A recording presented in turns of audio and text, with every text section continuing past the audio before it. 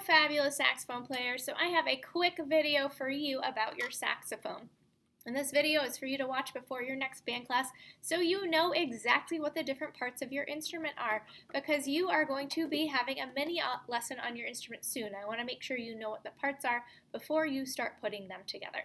So the number one thing you need to know, well actually that's not true, there are many things you need to know, but there will be a secret word in this video, and the purpose of that secret word lets me know whether or not you watched it. So at some point in this video I'm going to say the secret word. Make sure you go and write it down somewhere, maybe in your band folder, and then I'll be asking you for that secret word so you can prove that you actually watched the video.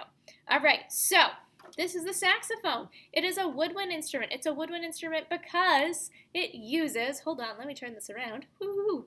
It uses a reed. A reed is a very thin piece of wood. It's made out of cane, in fact, and it is what actually makes all of the sound on your instrument. So clarinets and saxophones are woodwinds because they use a reed. A flute, which is also a woodwind, doesn't use a reed. And the reason the flute is a woodwind is because it used to be made out of wood. It used to be. So flute, clarinet, alto, saxophone are our woodwind instruments. And even though it's made out of brass, and you'll hear me talk about brass instruments, which are trombone, trumpet, and euphonium, saxophone is not brass. I mean, it's made out of brass, but it's not a brass instrument. It is a woodwind instrument because it has this amazing reed. So we're going to talk about the parts of the saxophone.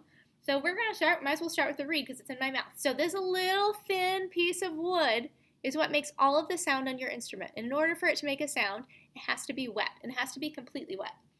So I have to go like that. I have to turn around. Even the part that won't end up in your mouth when you play has to be wet. And the reason the whole thing has to be wet is because if it's not wet, it won't vibrate. And vibrations are what make sound. So it's nice and wet. So here's my reed. Let's talk about the things that the reed touches. So your reed is going to touch a few different things. This is your mouthpiece. This is a saxophone mouthpiece. You can see that's the front of it. You can see where my teeth go because I've got nice indentation. When we play saxophone and clarinet, it actually anchors up against your top teeth and your mouth comes around. Okay, so that's why you can see that. I've been playing this one for a while. So this is a little mouthpiece patch. Some of you might have this on your mouthpiece. This helps cushion your teeth a little bit. This is your ligature. Your ligature goes on top of your mouthpiece, and that's what holds your reed in place so you can make sound. So here's my mouthpiece. Here's my ligature. And ligature goes a certain way. We can't just put it any old which way. Your ligature actually goes with the screws on the back side. And on your little mouthpiece, I actually put little markings. So there's like a little blue mark right here, so you know that's the side where your ligature is going to go. And you loosen the screws on your ligature so you can get it further down. If it's unloose, it'll be up here, and that's not going to work. So you have to loosen it so it's down there. You tighten it when you put your reed back on. You never want to take the screws out of it though, just because it gets they're a little hard to put in. So I take my reed, which is nice and wet. So there is a flat side to the reed. There's the flat side, and there is the curved, shaved side. And I'm going to take the flat part of the reed, and the flat part of the reed is going to go to the flat part of your mouthpiece, the flat part of your mouthpiece. So I'm going to lift my ligature up a little bit. I'm going to slide the thicker part of my reed in. And the reason I don't go thin part, because that could chip. It's so thin. Do you see how thin that is? It's like paper thin. So the chunky part of the reed goes down here.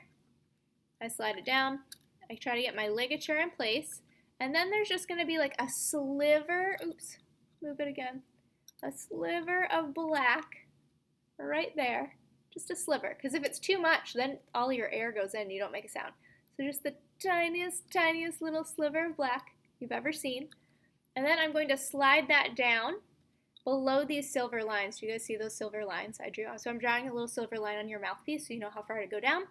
And then you're going to tighten your ligature. And your ligature should be tight enough that if someone else grabbed your mouthpiece, none of this would move.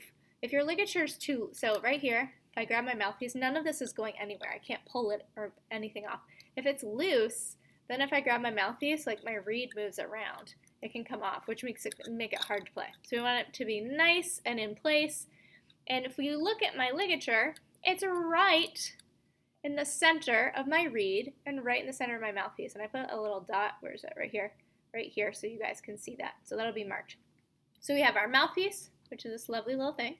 We've got our reed, and we've got our ligature. So those are those 3 parts. Then the next part of our saxophone that we are going to add it onto is our neck. So here is, let me get it off, the neck of our saxophone.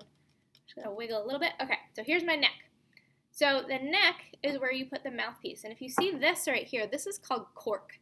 And cork is what connects the 2 things. And cork has to stay nice and moist for it to work. If it dries out, the cork actually falls off your saxophone, and it means your mouthpiece won't go on. So we use something called cork grease. Sometimes it comes in a little tube like this that looks like chapstick. Sometimes it comes in a little tiny circular, like little, I don't know, it kind of looks like another type of chapstick tube. So when we take our chapstick, we actually take it on our finger and we rub it in. We don't go like this because that doesn't get on very well. So we actually take our finger. And if you're renting a saxophone and you have a newer saxophone, your cork's going to be kind of stiff at the beginning because it's new. So you're going to have to use that cork grease probably almost every time you use your saxophone for a while. So then I'm going to take my mouthpiece and I'm going to twist my mouthpiece on to my neck.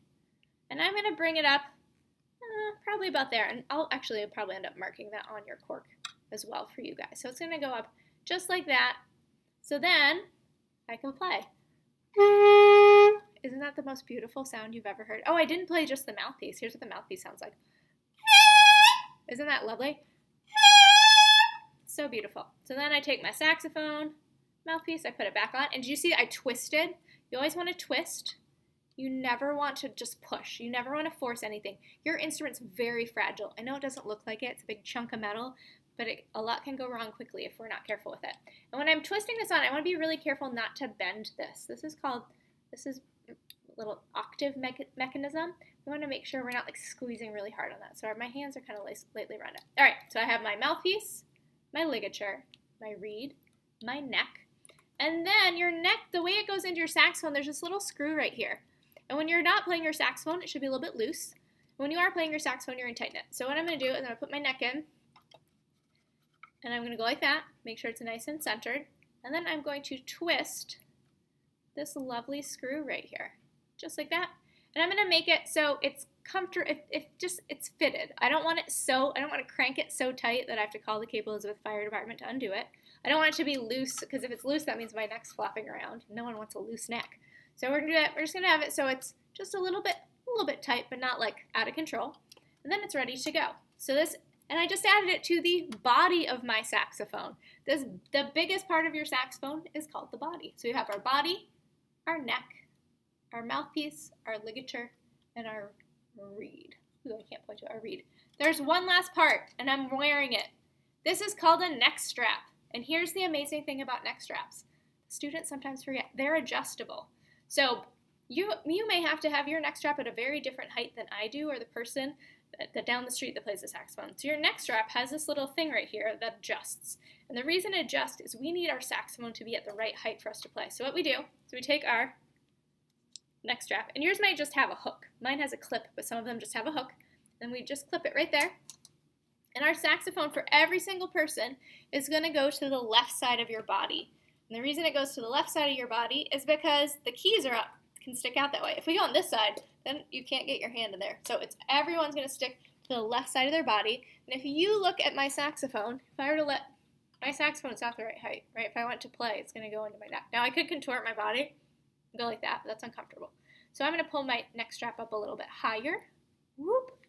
So when I let go of my saxophone, it's right in my mouth. That takes a lot of the pressure off of my neck if it's in the right spot. Okay? If it's too high, it's going to go into my eyeballs. If it's too low, it's down here. That's not going to work. I'm going to have to try to play it. So your neck strap is super important, that we are able to adjust it to the right height. And sometimes it takes a little bit of practice to learn how to adjust your neck strap. And that's okay. All right. So on the body of your saxophone, we've got some stickers. So on the back side, I've got this lovely yellow sticker, because that's where your thumb's going to go. I have a green sticker, and yours might be a different color when you get it. But I just put that there. We'll use this eventually, but not right away. So that's why it's different colors. So I take my left thumb. I've got there, 1, 2, 3. And then my bottom hand, I've got 1, 2, 3. And my thumb goes under this thumb rest right here. It's not above it. I'm not holding onto it. It goes underneath it. And then my pinkies just kind of hang out. And that's my saxophone. So I'm going to go play.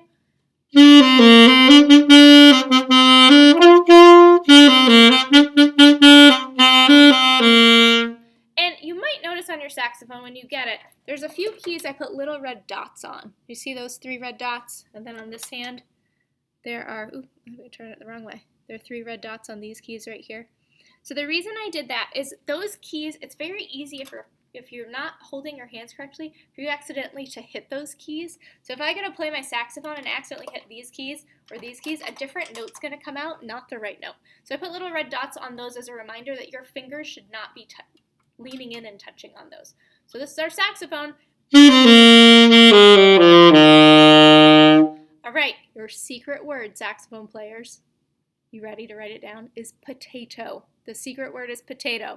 Make sure if you need to pause this, go get your band folder and write it down. Secret word is potato. All right, I'll see you later, saxophone players. Bye.